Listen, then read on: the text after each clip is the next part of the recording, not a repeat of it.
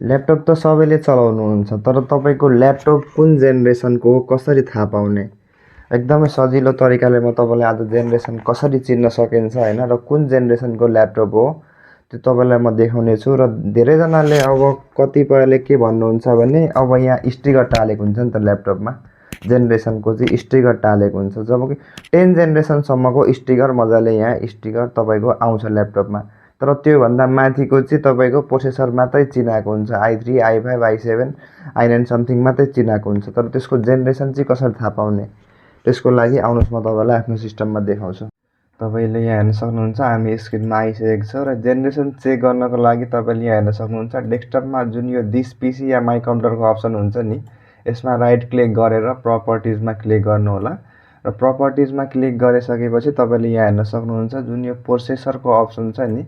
प्रोसेसरमा तपाईँ के छ इन्टेल कोर i5 छ यो तर i5 त भयो तर यो कुन जेनेरेसनको हो कसरी थाहा पाउने त अब तपाईँले यहाँ ठ्याक्कै हेर्न सक्नुहुन्छ i5 को अगाडि तपाईँको नम्बर जुन स्टार्ट भइरहेछ त्यो चाहिँ केबाट भइरहेछ 8 बाट अब यो 8 बाट भइरहेछ भने सबैले यसलाई बुझ्न सक्नुहुन्छ यो 8 जेनेरेसन यदि यसको ठाउँमा तपाईँको 10 भएको भए तपाईँको यो 10 जेनको ल्यापटप हुन्थ्यो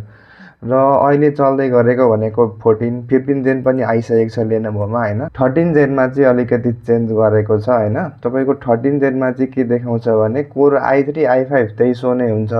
तर जुन यो नम्बर स्टार्ट हुन्छ तपाईँको त्यसमा चाहिँ N305 भनेर आउँछ